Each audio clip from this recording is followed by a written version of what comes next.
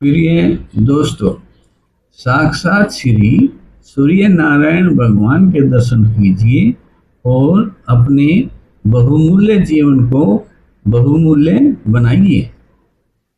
प्रियवर, आज हम बात करने जा रहे हैं उस पवित्र पर्व की जो न केवल पूजा है बल्कि आस्था, त्याग, पवित्रता के अद्भुत संगम की। इस पर्व को हम छठ पूजा कहते हैं। यह वही पर्व है जहाँ बिना किसी दिखावे के, बिना किसी स्वार्थ के भगत सूर्य देव और छठी मैया की उपासना करते हैं।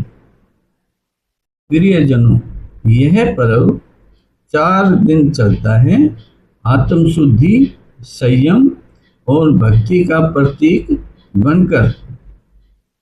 पहले दिन को नहाए खाए कहते हैं। इस दिन व्रती स्नान करके शुद्ध भोजन बनाती हैं और घर का वातावरण पवित्र कर देती हैं।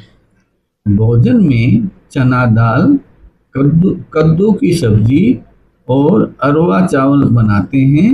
इस सादगी भरे भोजन से भगत का मन निर्मल हो जाता है। दूसरे दिन को खरना कहते हैं।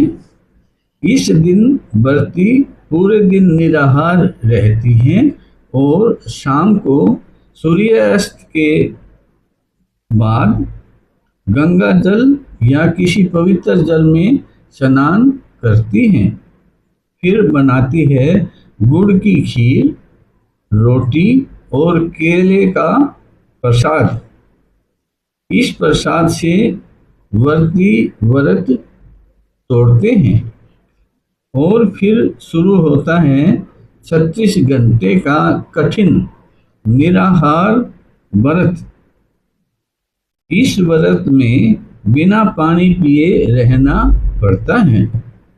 यह है सच्ची भक्ति और दृढ़ संकल्प का प्रतीक। प्रियजन, तीसरे दिन का दृश्य सबसे सुंदर होता है। जब सूर्य धीरे धीरे अस्त होने लगता है, तब घाटों पर, तालाबों पर व्रती अपने अपने परिवार के साथ जल में खड़ी होकर सूर्य देव को अर्घ देती हैं। क्योंकि सूर्य ही जीवन दाता है, वह रोशनी, ऊर्जा और आशा के प्रतीक हैं। प्रिय दोस्तों, चौथे दिन रात भर जागरण होता है। महिलाएं मिट्टी के दियों से घाटों को सजाती हैं। फिर जब सुबह की पहली किरण आकाश को सुनहरा कर देती है, तब व्रती उगते सूरज को अर्घ देती हैं।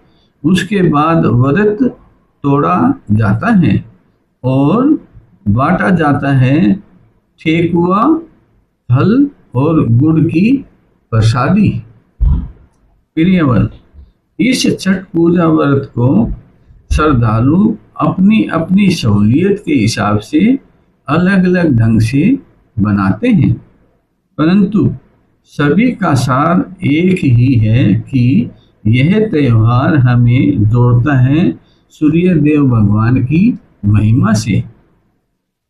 तो दोस्तों, आइए इस छठ पर्व पर हम भी प्रण करें कि हम प्रकृति की रक्षा करेंगे, जल को शुद्ध रखेंगे और अपने जीवन में सत्य, संयम और आस्था को अपनाएंगे।